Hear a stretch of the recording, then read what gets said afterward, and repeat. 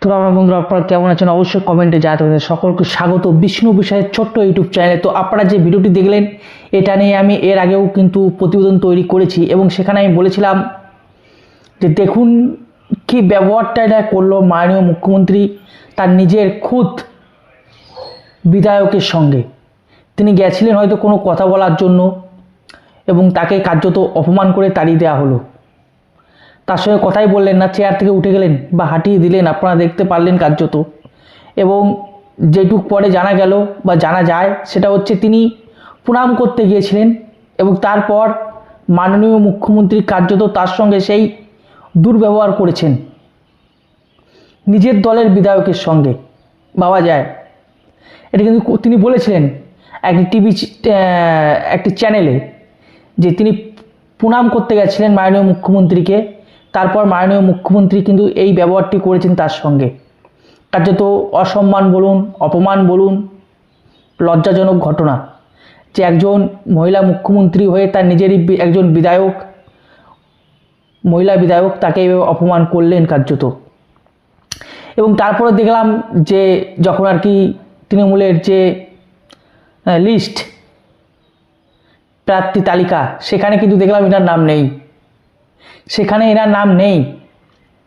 তো এটা নিয়ে কিন্তু তাকে প্রশ্ন করা হয়েছিল একটি টিভি চ্যানেলে যে তাহলে সেদিনের যে ঘটনা সেটা কি এই ঘটনার মানে এই কারণে কি ঘটানো হয়েছিল যাতে এই মহিলার বা বিধায়কের নাম যাতে টিকিট যাতে না দিতে হয়।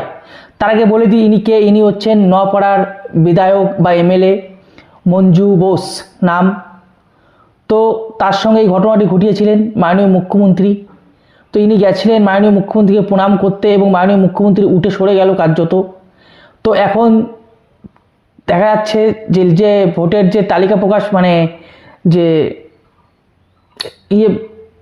লিস্ট প্রকাশ করেছে তৃণমূলের তরফ থেকে, সেখানে কিন্তু এনার নাম নেই। তাই কিন্তু তাকে জিজ্ঞাসা করা হয়েছিল যে এই কারণেই, এই যে টিকিট দেবে না বলেই কার্যত, তাই কি সেদিন মাননীয় মুখ্যমন্ত্রী ওরকম সবার সামনে মঞ্চে দাঁড়িয়ে অপমান করেছিলেন এই মঞ্জু ঘোষকে?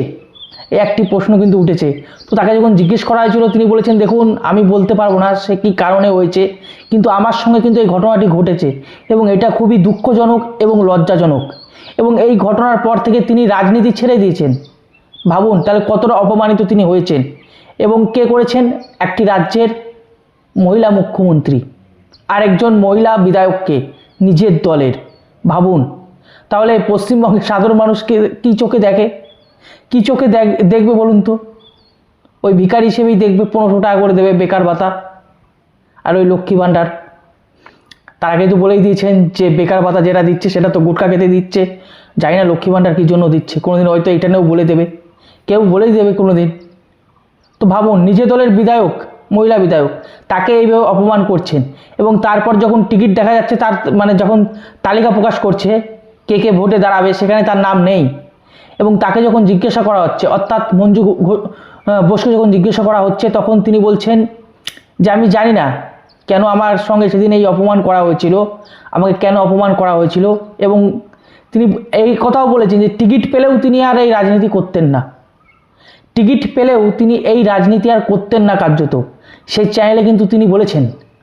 তাহলে তিনি কতটা কষ্ট পেয়েছেন বা তাকে কতটা কষ্ট দিয়েছেন মাননীয় মুখ্যমন্ত্রী মমতা বন্দ্যোপাধ্যায়, ভাবুন আপনারা, কমেন্টে জানান। এবং আমি তো স্যালুট জানাই, প্রণাম জানাই যে এরকমই হওয়া উচিত। আবার এইদিকে দেখছি কিছু কিছু তৃণমূলের লোকেরা যাদের টিকিট দেয়নি তারা তো ভাই টিকিট পাওয়ার জন্য কেঁদে মরে যাচ্ছে, আর এদিকে টিকিট পেলেও তিনি করতেন না, কারণ তার কাছে অপমানটা আগে, মান সম্মান আগে।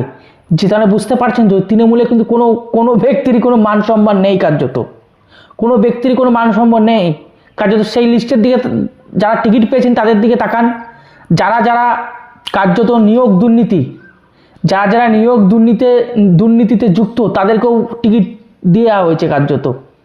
মানে ভাবতে পারছেন কাদেরকে টিকিট দেওয়া হয়েছে? 26,000 চাকরি যাদের জন্য গেছে তারাও টিকিট পেয়েছে কার্যত, যাদের নাম সামনে এসেছে তারাও টিকিট পেয়েছে কার্যত। তাহলে কাদেরকে দাঁড় করিয়েছে? আবার কিছু মানুষ চলে যাবেন ভোটটা দিতে, ভেবেচিন্তে ভোটটা দেবেন। তো আপনারাই অবশ্য কমেন্টে জানান। বেশি বড় করলাম না। তো ভালো থাকুন, সুস্থ থাকুন, রাম রাম, ভারত মাতাকে জয়, বন্দে মাতরম। জয় শ্রীরাম।